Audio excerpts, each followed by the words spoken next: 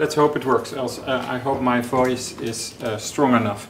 Let's immediately scatter your dreams. I'm not going to show any of the plans for West Kowloon. So if you were in the audience to see the plans, you can leave.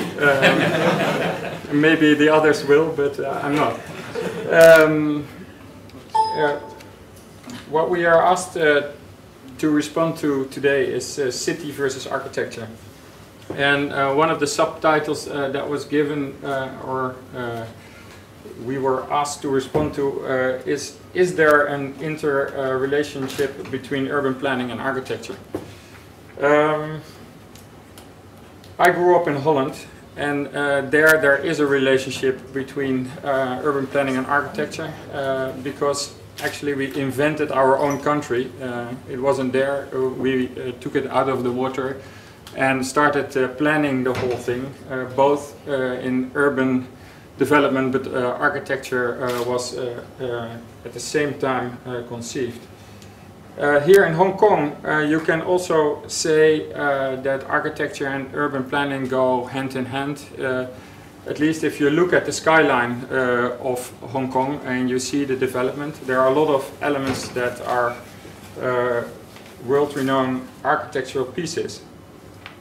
But is that the reality? Is there really a relationship between urban development and architecture?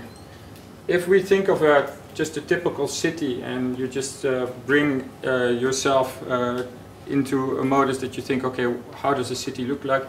You might think that there is a balance between building a building and developing a city.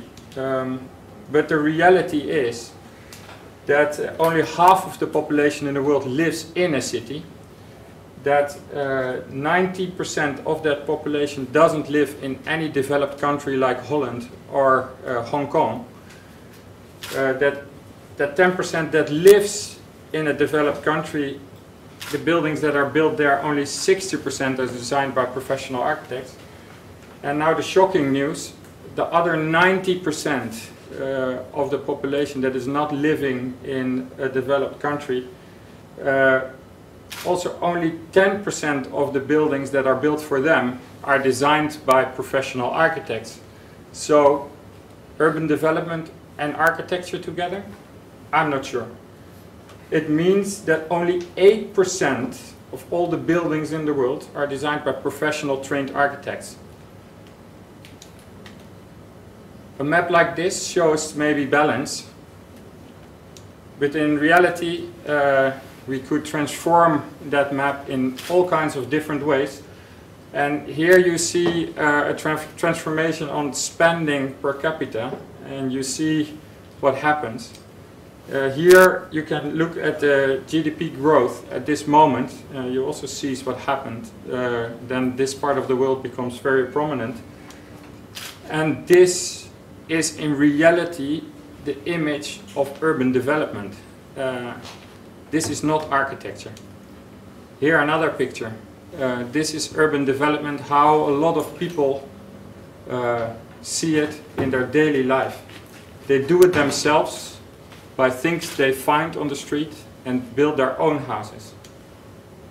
They organize their own urban space or public space, and they organize it sometimes extremely well.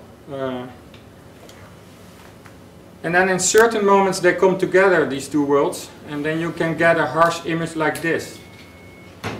Or another one that looks like this. So, actually, in reality, the speed and growth and the sheer quantity of urban development is no competition for architecture.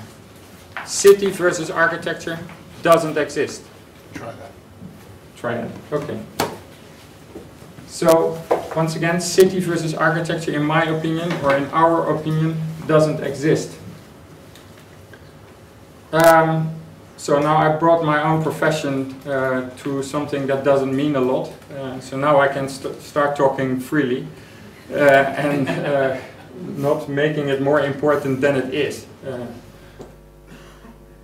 So if we look at architecture then, did architecture change and therefore maybe influence city or urban development? This is a typical image of a house in a town that I grew up in Holland. Maybe a house how a kid would draw it. This is a typical architectural image from Hong Kong that you will all recognize. But this, of course, is the image that a lot of people that are educated as a professional architect think of when you have the real typology of architecture, bringing it back to the old Romans or the old Greeks and having an image. But what did the world economy do to that image? It changed it into something that is temporary, very exciting, and needs to shout for attention. The profession of an architect changed also. This is our dear colleague Daniel Liebeskind, that has to sell his own product before it even starts to be built. And you can say here we are doing the same. Although the authority gave us a full year to work on the conceptual plan, which is, I think, a very good choice, and exceptionally, the three of us in the end are in a kind of a beauty contest before it is going to be built. Now, I said that that change came through the growth in the economy, and if you now look what is happening in the economy worldwide, it's going down. What kind of effect does that have then on what I just said? These are the buildings that were designed over the last, let's say, decade. We are also very prominent there. And there you see what, in my opinion, will happen soon. It will be the end of the iconic architecture. So, now I also took away architecture. So now we can look at both urban planning and architecture again and see if we can find a connection or a new connection for the future or the coming time. And in my opinion, it would be good if we look at architecture more in its context and its urban context. A lot of people know this image. Of course, one of our most iconic buildings, the CCTV Tower in Beijing. And if you look at it like this, it's gigantic, spectacular. People have an opinion about it. But maybe if you look at it in a context of the city, it becomes much more neutral. Or even, in some cases, it fades away. Another building in Beijing that got a lot of criticism because of how it looks like when you stand in front of it. A lot of people call it an egg.